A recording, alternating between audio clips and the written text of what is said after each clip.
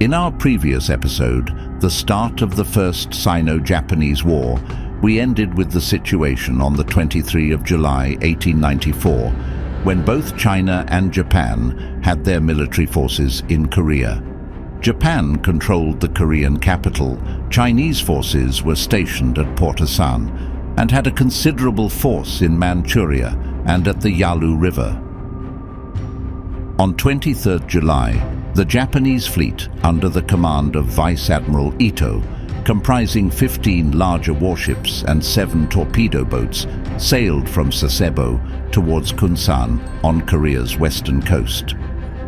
Kunsan was connected by telegraph line with Japan, and Vice Admiral Ito decided to make it a temporary naval base.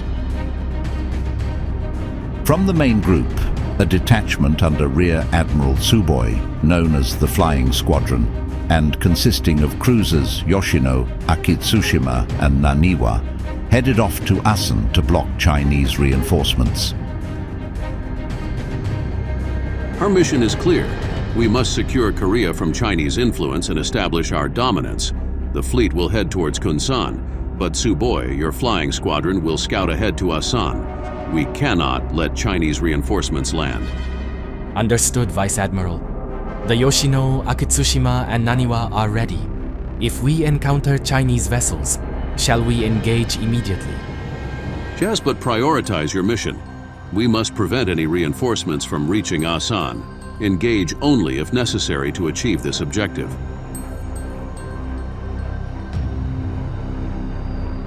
Approaching Pungdo at 0630, observers on board the Japanese vessels spotted 2 warships heading southwest. Upon closer inspection, they turned out to be Chinese, the cruiser Qi Yuan and the torpedo gunboat Kwang Yi.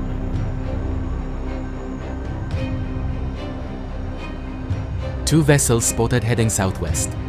They appear to be Chinese, the cruiser Qi Yuan and the torpedo gunboat Kwang Yi.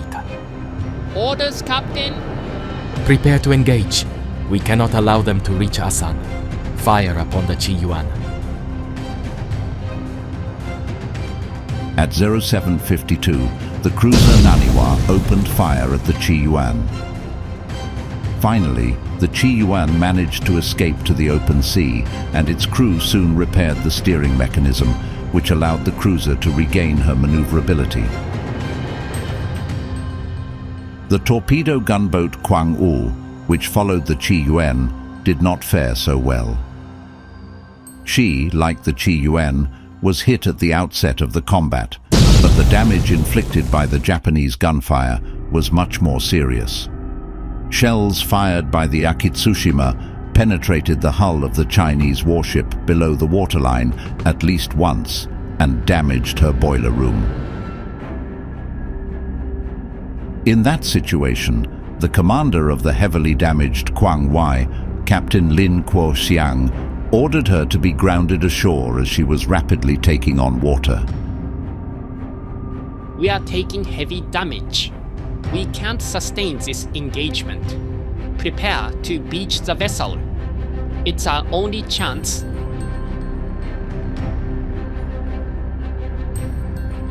At least 37 crew members died with the ship. 71 seamen, including Captain Lin, reached the shore. The destruction of the Kwang Kra took the Japanese warships no more than a quarter of an hour and did not delay the pursuit of the Qi Yuan. At the board of Qi Yuan, Captain Fang considered further fight pointless and decided to surrender his vessel. However, an unexpected turn of events seemed to favor Captain Fang. Shortly before the Qi Yuan's surrender, observers on board the Yoshino spotted smoke from 2 unknown vessels on the horizon.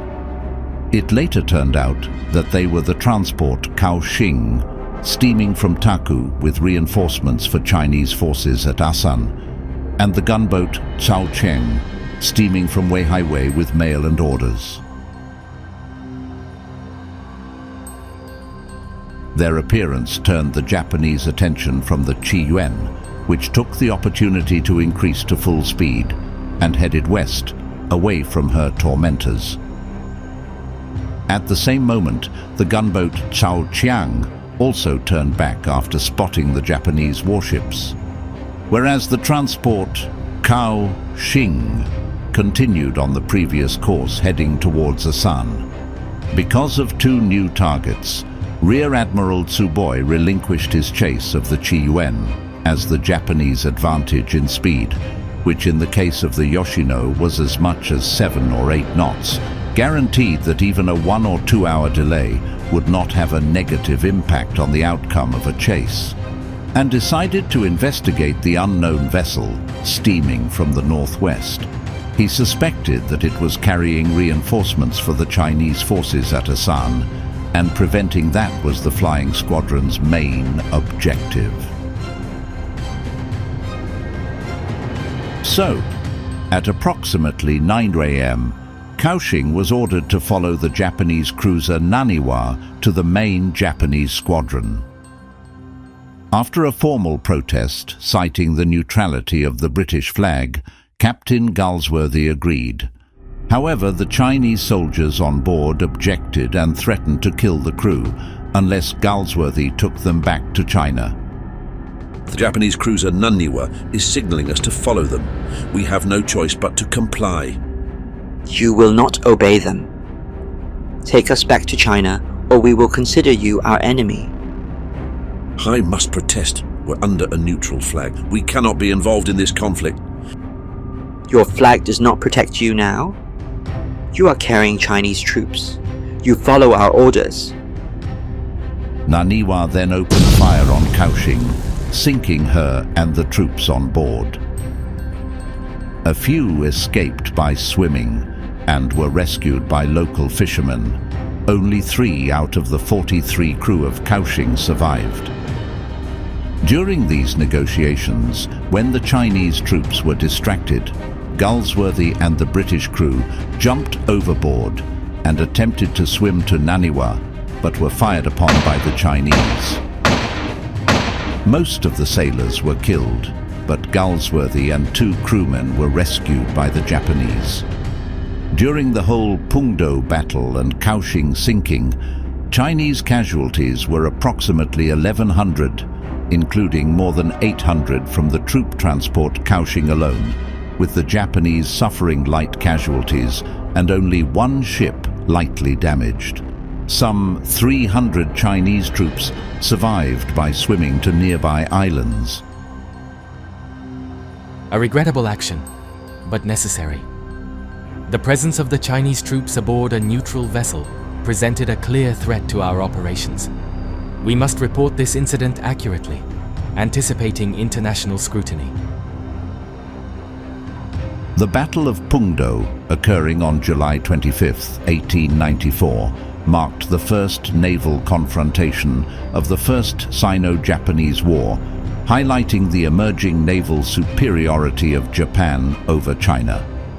This engagement near Asan, Korea, concluded with significant Chinese losses, including ships that were sunk, wrecked, or captured.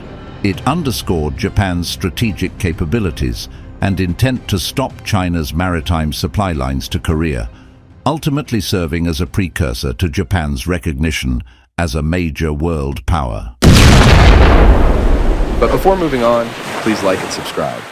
We are a new YouTube channel, and your support is very important. Don't let us drown.